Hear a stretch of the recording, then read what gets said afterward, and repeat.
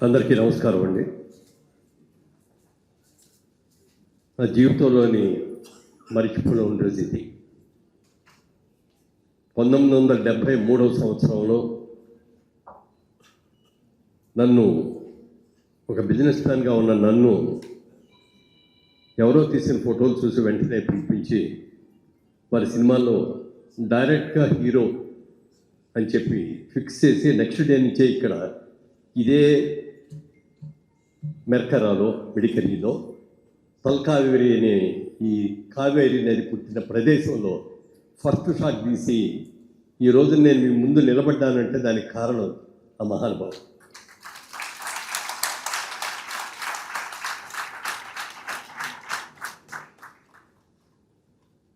వారి గురించి ఎంత మాట్లాడినా తక్కువే అవుతుంది. సినిమా షూటింగ్ మొదలైంది. 4 రోజులు జరిగిన తర్వాత అర్జెంట్ పని ఉండి నేను మెడ్రాస్ వెళ్ళొస్తాను, వెళ్ళి చెల్లప్పుడు ఈ పాట అన్నీ ఫినిష్ చేయండి అని చెప్పి వెళ్ళిపోయారు.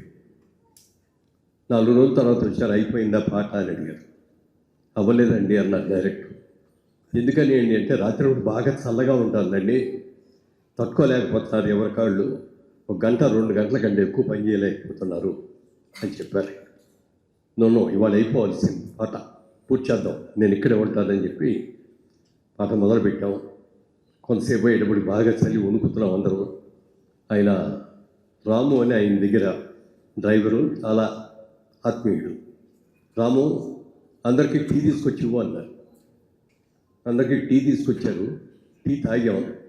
ఒంట్లోకి తెలియకుండా వేడి వచ్చింది. మళ్ళీ 1 గంట సేపు బ్రహ్మాండంగా పనిచేసాం. ఆ తర్వాత మళ్ళీ చలేస్తాను. సార్ మళ్ళీ చలేస్తాను, నన్ను ఇంకొక కప్పు టీ ఇస్తే బాగుంటుందండి అన్నారు. అలాగే తప్పకుండా అన్నారు. 2వ కప్పు. మర్నాడు పొద్దున్న చెప్పారు, రాత్రి మీరు తాగిన టీ ఏమిటో తెలుసా అన్నారు. అదేనండి కొద్దిగా చేదుగా ఉందండి, అది ఏమిటో తెలియలేదు నాకు అన్నారు. అది అడవిలో ఉండేది అక్కడ, ఎందుకంటే అలాగే ఉంటుంది అని నవ్వారు. ఎందుకు సార్ నవ్వుతున్నారు అన్నారు. రాత్రి మీకు ఇచ్చింది రమ్, ఆ రమ్ టీలో రమ్ కలిపేసి ఇచ్చాము అని చెప్పారు. దాని మూలంగా అంటే అప్పుడు దాకా నేను తాగి వరకును నాకు రుచి కూడా తెలియదు. ఆ వేడికి ఆ రోజు రాత్రి ఆయన అనుకున్నట్టుగా 11:30, 12 అయ్యేటప్పటికి పాట కంప్లీట్గా పూర్తి చేసేసి వెళ్ళిపోయారు. అంటే ఆయన ప్లానింగ్ కానీ సిస్టమ్ కానీ ఏ విధంగా ఎలా చేయాలి అనేది ఆయనకి తెలిసినంతగా నాకు తెలిసి ఇండస్ట్రీలో ఎవరికి లేదంత. తర్వాత ఆ రాము అనే డ్రైవర్ని ఆయన అడిగారు, రాము ఎలా జరుగుతుంది, నేను ఊళ్ళో లేనప్పుడు అన్నీ బాగానే జరుగుతున్నాయా, వాళ్ళ ఆర్టిస్టులు అందరూ బాగానే చూస్తున్నారంటే ఆయన ఏదో చెప్పాడు. చెప్పగానే సాయంత్రం 6 గంటలకి టీ బ్రేక్లో అందరూ కూడా రండి, మీ అందరితో మాట్లాడాలి అని చెప్పి మాట్లాడారు. నాకు తెలిసింది మీరందరూ కూడా ఏదో కొత్త యాక్టర్లు అని చెప్పి సరిగ్గా మర్యాద లేకుండా మీరందరూ కూడా ప్రవర్తిస్తున్నారని తెలిసింది.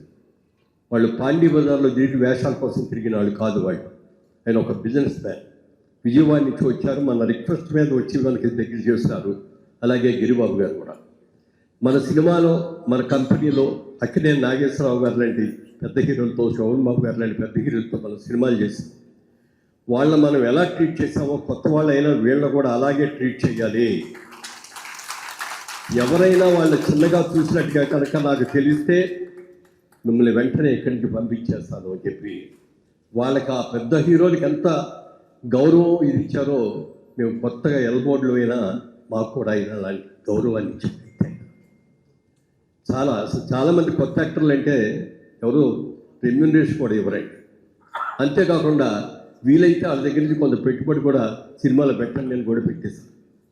లేదు అది ఇది కాదు అనుకుంటే 3 సినిమాలకు మాకు కాంట్రాక్ట్ రాయండి, మాకు చెప్పకుండా మీరు ఎక్కడ యాక్ట్ చేయటానికి 3 చేసిన తర్వాతే బయటికి పంపుతూ ఉంటారు.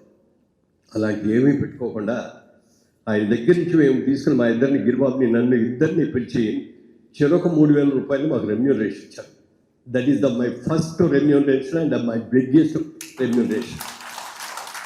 ఆ తర్వాత ఎంత కూర్చోవచ్చు అది వేరే. అలాంటి వ్యక్తి అయినా ఎప్పుడూ కూడా బాబు అమ్మ అని అంటారు తప్ప మురళీమోహన్ అని కూడా అసలు అన్నట్టు ఇంకోటి మర్చిపోయాను. నేను వచ్చేటప్పుడు నా పేరేంటి అని అడిగారు. రాగానే రాజబాబు అండి అని చెప్పారు. అసలు పేరు అయితే మా నాన్నగారు రాజారామ్మోహన్ రాయ్ అని పెట్టారండి. ఆయన స్వాతంత్ర సమరయోధుడు. కానీ అందరు కూడా పేరు పెద్దదైపోయింది రాజబాబు అని మరుస్తారండి అన్న. అదేనండి, మరి మన సినిమాలో ఇంకో రాజబాబు గారు కూడా ఉన్నారు కదా, కబడ్డీని పెద్ద రాజబాబు గారు. మీరు కొత్తగా వచ్చి హీరో రాజబాబు అని మిమ్మల్ని కబడ్డీల రాజబాబు అని వాళ్ళని అంతం బాగుండదు కదా, పేరు మార్చుకుంటా మీకు ఏమైనా అభ్యంతరమా అన్నారు. సార్ ఏం అభ్యంతరం లేదు సార్, మీ ఇష్టం సార్ అని. నాన్నగారి పేరు పెట్టింది ఏంటి అన్నావు, మొట్టమొదటి పేరు అంటే రాజా రామ్మోహన్ రాయ్ అండి అని. మోహన్ అని పెడదాం అయితే అన్నారు. ఓకే సార్ అని ప్రెస్లో అనౌన్స్ చేయగానే వాళ్ళు, సార్ మోహన్ అంటే ఏదో కత్తిరించినట్టు ఉందండి, ఫుల్ ఫ్లెడ్జ్డ్ కానీ ఏమిలాగా లేదు అని అంటే అప్పుడు మురళీమోహన్ అనే నామకరణం ఆయన చేసింది.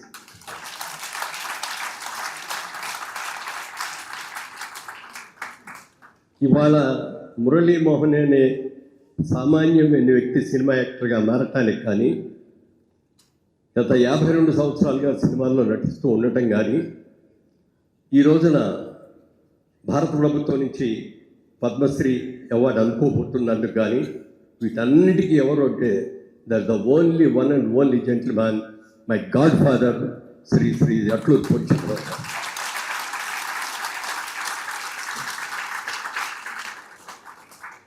అంత గొప్ప వ్యక్తి. అప్పుడు మెర్కరాల్లోనే జరిగింది ఆ షూటింగ్ అంతా.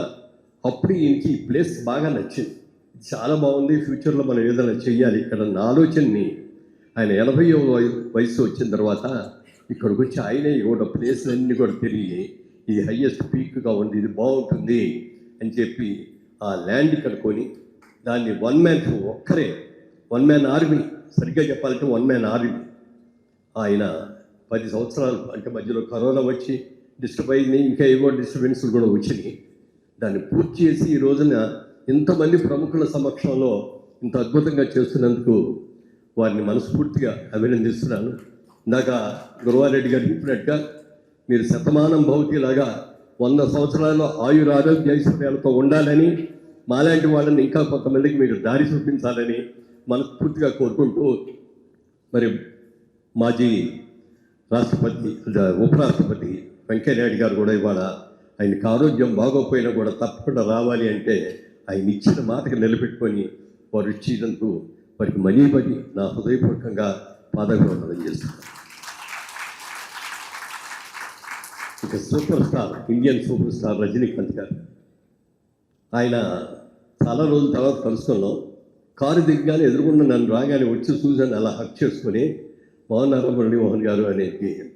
మన ఇద్దరం కలిసి తొలిరే కలిసిన సినిమాలో యాక్ట్ చేసాం, గుర్తుందా అని అడుగుతాను. నాకే సరిగ్గా గుర్తులేదు, ఎప్పుడో జరిగింది, 30-50 ఏళ్ల క్రితం జరిగింది. దాన్ని ఆయన గుర్తుపెట్టుకొని అడిగారు అంటే దట్ ఈస్ గ్రేట్ మిస్ అండి. ఒక అద్భుతమైన వ్యక్తి సినిమా ఇండస్ట్రీలో ఇవాళ అంత గొప్ప వ్యక్తి ఇంకొక లేరు అని నిస్సంకోచంగా చెప్పచ్చు. అలాంటి మహనీయుడు ఆయన కూడా ఇక్కడికి వచ్చినందుకు వారికి కూడా మనస్ఫూర్తిగా పాదాలు చేస్తున్నాను. Thank you.